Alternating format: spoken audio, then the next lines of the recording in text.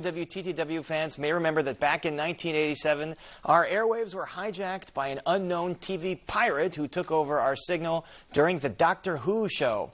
Now, luckily, something like that could never happen again because of all the advancements in technology.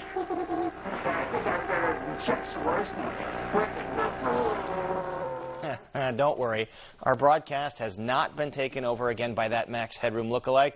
And kids, you can ask your parents about Max Headroom. That video was, in fact, from the original incident, and now nearly 34 years later, it's inspired a new film debuting tomorrow at the Chicago International Film Festival. Joining us to talk about the film called Broadcast Signal Intrusion is lead actor Harry Shum Jr., who you might recognize from his roles in the show Glee and the film Crazy Rich Asians. Harry Shum, thank you for being here.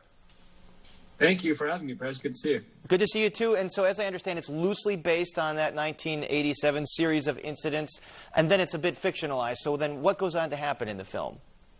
Yeah, so it's inspired by that incident. I play an archivist, a film archivist, that video archivist that basically stumbles on these intrusions and starts to find out that there's a darker conspiracy that is somewhat connected. He thinks that it's connected to his recent wife's death. So he goes down this rabbit hole and meet an array of characters, and we get to see if he either finds more of himself or at least what has happened to his wife. And we mentioned at the top, fans of Glee know you very well, know your character there. What drew you to this particular script? I mean, look, you look at those intrusions. It's eerie, but also in some ways you kind of laugh at it because it's unsettling. So you don't know how to feel about it. And I think the script definitely had a lot of that. And while just going on this fun ride where you're constantly trying to figure out if he's going to get closer to the truth, and Chicago is just also, it lured me to, because it's so photogenic. It's such a great, beautiful place that also, I got to also play in this era that I never got to play in before in the late 1990s. Yeah, the 80s and 90s. And let's look at a clip from the film where your character first sees the Max Headroom clip. I think a minimal amount of governmental participation.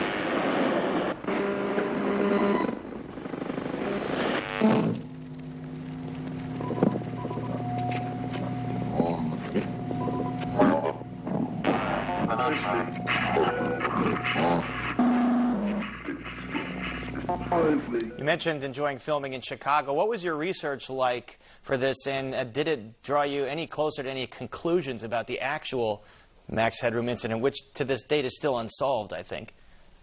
I mean, that's the crazy part of it all is, so there were actually, I thought, okay, maybe a couple of thousand people know about this, but it's like millions and millions of people found this so intriguing that they, go into forums and actually put their theories out and do their own investigations. So going down that rabbit hole myself to do research was just fascinating to know that this left such an impression on so many people. And I think it's really why was this done, and was there any hidden meaning, hidden agenda? And I think that also says a lot about everything that we look at, like what is the hidden meaning behind certain things that especially hijacking and hackers, that kind of has inspired a lot of people to even know what that is and to see it as a danger or see it as a prank. So, and obviously hacking, 30 years later is a much bigger thing than it was back then. So it's kind of foreshadowing. Are there any theories that you happened on that seemed interesting to you that explained what exactly happened?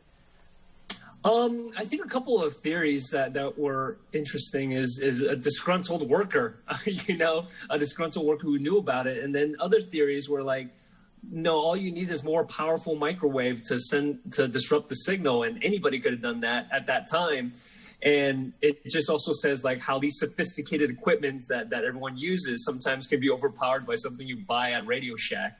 And I think that's the argument between the two. It's like, what statements were people making? And I think with our movie, it to me, it's kind of exploring all of that, and also what can happen if you go explore in the truth that you might not want to find the answers to.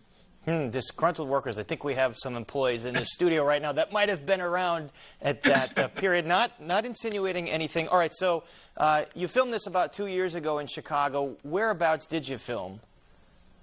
We filmed all over in downtown, and we went in the outskirts of Chicago as well. But you know what we loved is, you know, there's a sequence where you find these like kind of basements that have that window, that kind of that bubble window that you can kind of see just people's footsteps, and there's something really unsettling about that. But I feel it's only particular to Chicago. I don't know the full history behind it, but there's moments in that where you're just seeing footsteps go, and I found shooting here, it just helped kind of the city itself was such a big character into this. Obviously, intrusions happened here, and then it was inspired by that, but also the actors and local crew were just incredible to help tell this story, and I'm excited to bring this back into the film festival. Yeah, and Chicago's always a great backdrop, and I know that the crew members here are very proud working on these projects.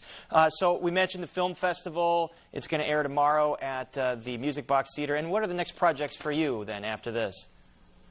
Yeah, I have, after this, I have a movie coming out for Netflix called Love Hard, November 5th. It's a romantic comedy Christmas movie, so those are always fun. And this one, it stars Jimmy O. Yang and Nina Dobrev, and I get to play a completely different character as well, and kind of get in there and hopefully get some laughs, and it's really, really fun. All right, we'll look forward to that, and we look forward to this film. And our thanks to Harry Shum Jr. Thanks so much for joining us.